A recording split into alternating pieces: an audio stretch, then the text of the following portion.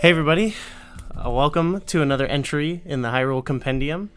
Today we're going to take a look at a comment from Sirius Gray. They want us to talk about Hyrule Castle in Breath of the Wild and what we thought of it, how it compares to the other final dungeons in the Zelda series. Okay. I actually haven't explored everything there is to see in Hyrule Castle. Yeah, me either, which is actually says a lot about it. Yeah, it does. Because you can actually approach, depending on how you played the game, or depending on where your character is at in terms of his abilities and your upgrades, you can take on Hyrule Castle however you'd like. Yeah, that's pretty unique for a Zelda dungeon too.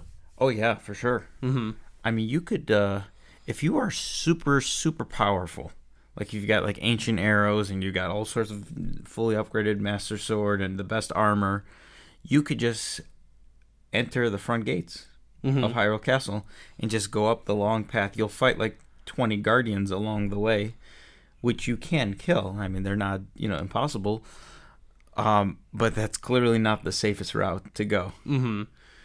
Like alternatively, if you have like Rivali's Gale, This is what I did. and if you've got climbing gear, you can get through. You can just immediately get to the top, almost with strategic climbing and Rivali's Gale. And also, like, you can enter it from almost any side of the perimeter. Because, Right. there's like a gap, but you can just use Volley's Gale and fly over it, and then, yeah, you're in. Yeah, it's the way I played the game. I wasn't using Rivali's Gale, and I was way underpowered. So like I got in through like one of the back entrances. I forgot what it was. It was not the docks. It was the floor above it. Mm-hmm. And I went through the library, I think, and then I was going through the inner portion of the castle. Mm-hmm. And I got through without finding a single guardian. In the later portions, I had to do a lot of like not really stealth, but like hiding and then just quickly running so that I was out of reach of the guardians. Awesome. It was tough, but it was unique in that sense. Yeah. It's cool, like, the challenges can be different depending on how you play it. Not just how you tackle it, but the way it fights back against you Right. is even different. Yeah. And there's also some interesting stuff you find in there. Oh, there's so much. Yeah. There's so much that I've yet to explore myself. Yeah. Number one, there's like 30 Korok seeds in the castle, so they're all over the place. I mean, okay, that besides the point. There's a shrine in the castle. Yeah. In the docks area, a hidden shrine. Mm-hmm. You fight some of the big bosses in there, some of the big overworld bosses. There's multiple Lynels in Hyrule Castle. That's just wild. There's a Stone Talus. I believe there's a Stone Talus. I think there's a Hynix in there as well. Mm-hmm. They should have just put a Molduga in there for. Why not? I don't see why not. You can get the Hylian Shield. That's like one of the secret items that's in there. And plus, there's tons of really strong weaponry in Hyrule Castle. Like, Yeah. the fact that there are so many strong weapons to collect, it allows people that are like the speedrunners to just run straight to the castle with no weapons, because you can get all the weapons you need to beat Calamity Ganon Interesting. in Hyrule Castle. That's So there's really no, like, in terms of weaponry, you don't have to get weapons from outside the castle just to beat the castle, because the weapons are there. mm-hmm.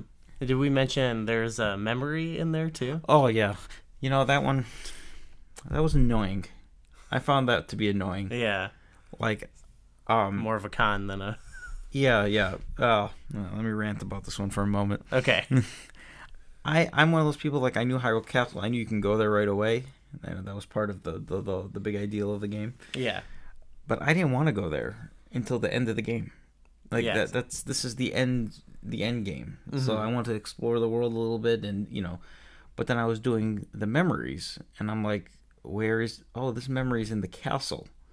So, and it's not even the last memory. It's like one of the ones in the middle. Yeah, it's kind of weird. So it's like I have to go to the end of the game area, I should say, just to get a memory. But then, like, once you leave Hyrule Castle, then you're like, well, I've already explored part of the end of the game Yeah, it sort of takes away from that feeling of, because when you go there, you hear the epic music and you see the map. It's wild. Yeah. It takes away from the shock when you go back to it. Right. Yeah. Yeah. So maybe that was not the best decision to put a memory, and it's not even it depending on the order you've done the Divine Beast. Like if you don't have Rivali's Gale, getting up to that spire is really hard. Mm-hmm. It's very difficult, especially because it's always raining around Hyrule Castle for whatever reason. It's a rainy place. Yeah. So it's pretty unique compared to other dungeons in the series, especially the final dungeons. But it's also kind of unique compared to the Divine Beasts in the game, wouldn't you say? Oh, for sure. I wouldn't classify this as a dungeon. I would classify it as more just I guess it's kind of a dungeon. It's like a region. I don't know what it is. It's weird, right? Yeah. It's unique, that's for sure. Yeah. Because I do have to say I was a bit confused and a little overwhelmed looking at that map. Yeah, it wasn't... We have to talk about the map. Yeah, of course. Like the Divine Beast map, I thought it wasn't helpful. It was just cool, I guess. It's one of those things that I didn't understand the map. I didn't really see the locations until after I beat it, and now I look back at the map, and now I have more of an understanding of it now, which is not the purpose of a map, really. No. It's like, now that I know what the landscape is, I understand the map. Yeah. It was weird, the 3 dimensions, and there was a lot more going on in Hyrule Castle compared to, like, the Va Meadow, It's almost like, how do you make a map for this? Right, yeah. They tried, I'll give them that. Yeah, well, I think there's a lot of things they could have done better with the map. Yeah. Yeah. How do you think, we're not going to go through all the games, but compared to the other final areas of other games, where would this rank?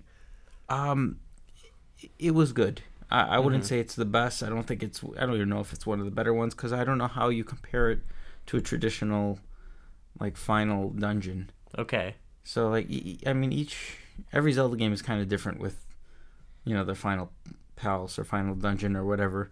I mean, you get, like, some of them, like Wind Waker or even Ocarina of Time, there was, like, a hub, and then you can go in different directions. Like, there's the different medallions, or you know what I mean? Mm-hmm. And then there's other games that are like almost like a linear, just lengthy, really long dungeon.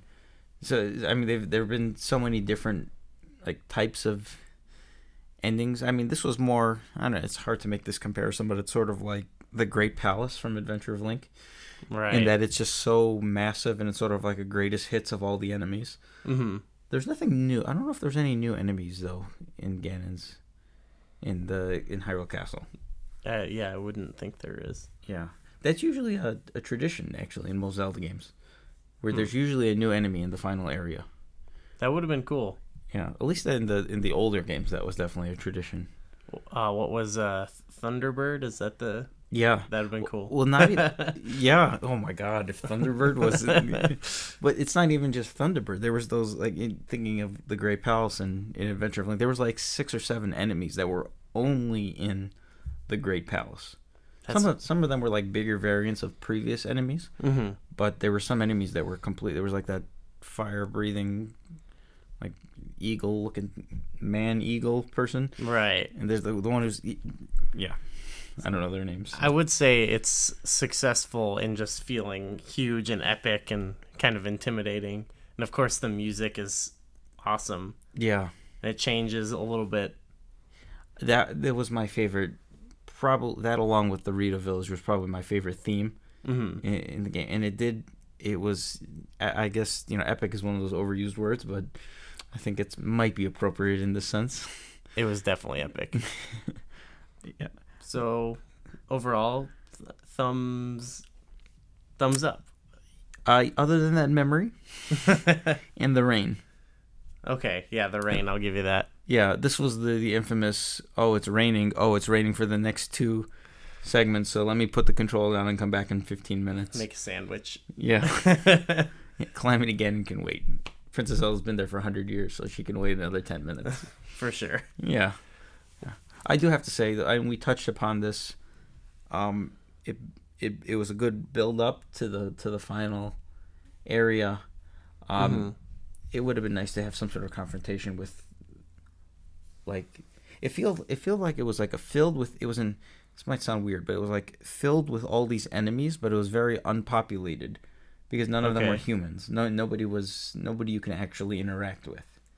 Oh, within the castle itself? Yeah. It's like, why are these things here? Like, what are they doing?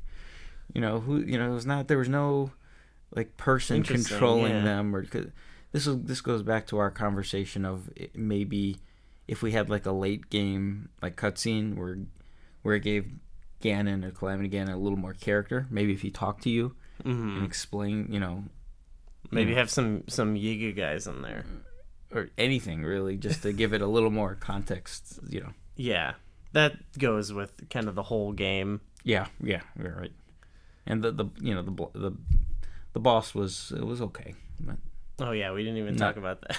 Not the great. We touched upon it in the, I think in 2 different videos we talked about. Yeah, with that it really just depends on how you played the game before. If you come in unprepared, it's probably kind of hard. If you come in having played everything, you're just gonna lay the smack down, I feel like. Yeah. Like, I haven't fully upgraded my armor yet, but like I wonder if you come in with fully upgraded armor, like, do the Guardians like have to shoot you like 5 times with lasers if you come in with like 30 hearts and fully upgraded armor? Like, can you even die? You probably just run through. You don't even need weapons, just run through. You probably have enough health. Well, I guess we'll find out on your run that you're doing. Eventually, yeah. Well, what did you guys think about Hyrule Castle? Let us know if you want us to touch upon anything else, and thanks for watching.